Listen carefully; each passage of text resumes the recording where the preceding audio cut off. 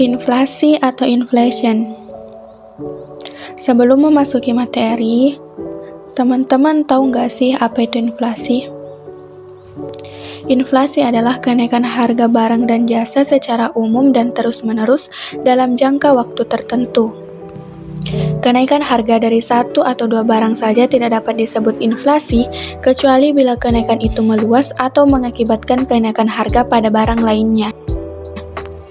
Kalau teman-teman udah tahu, sekarang kita lanjut ke topik pembahasan. Teori inflasi. Dalam inflasi ada beberapa teori yang menjelaskan tentang apa sih itu inflasi. Salah satunya yaitu teori inflasi menurut perspektif Islam. Menurut Al-Makrizi, inflasi terjadi karena harga-harga secara umum mengalami kenaikan dan berlangsung secara terus-menerus. Peristiwa ini terjadi disebabkan oleh persediaan barang dan jasa mengalami kelangkaan dan konsumen sangat membutuhkan barang dan jasa tersebut sehingga mereka harus mengeluarkan lebih banyak uang untuk memenuhi ketersediaan barang dan jasa tersebut. Dapat diartikan jika suatu barang mengalami kelangkaan, maka harga dari barang itu pun akan naik.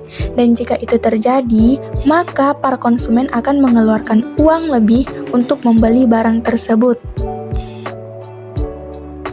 Selain itu, Al-Makrizi juga membagi dua faktor penyebab terjadinya inflasi itu sendiri. Yaitu yang pertama, natural inflation. Natural inflation adalah inflasi yang disebabkan oleh faktor alamiah yang tidak dapat dihindari oleh manusia.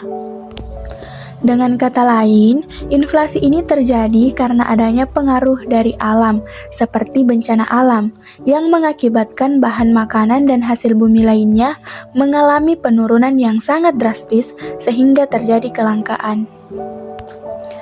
Faktor yang kedua yaitu human error. Human error yaitu kesalahan-kesalahan yang terjadi akibat ulah manusia. Contohnya adalah korupsi dan juga pajak yang berlebihan.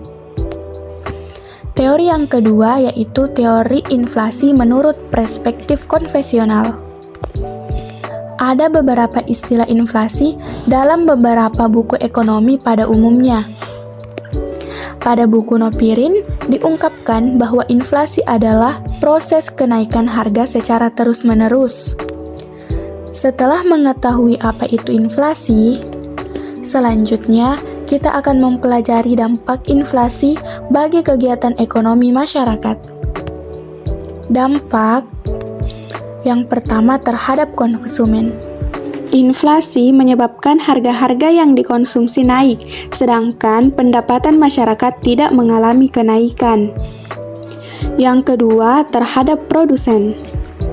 Dampak inflasi terhadap produsen terlihat pada keinginan memproduksi yang menjadi menurun.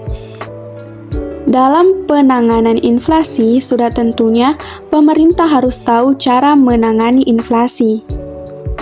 Salah satu cara menangani keadaan inflasi ini yaitu dengan cara 1. Kebijakan moneter. Kebijakan moneter adalah sebuah kebijakan yang dikeluarkan oleh bank sentral dalam bentuk pengaturan persediaan uang untuk mencapai tujuan tertentu. Tujuan utama dari kebijakan moneter adalah mencegah terjadinya peningkatan uang beredar secara berlebihan atau sangat kurang. 2. Kebijakan non-moneter. Artinya dilakukan dengan tidak memengaruhi jumlah uang yang beredar maupun pendapatan dan pengeluaran negara. Bentuk kebijakan tersebut yaitu dengan cara peningkatan produksi dan jumlah barang di pasaran. Itulah tadi penjelasan singkat tentang teori inflasi menurut perspektif Islam. Mungkin itu saja yang kami bisa sampaikan. Kurang dan lebihnya mohon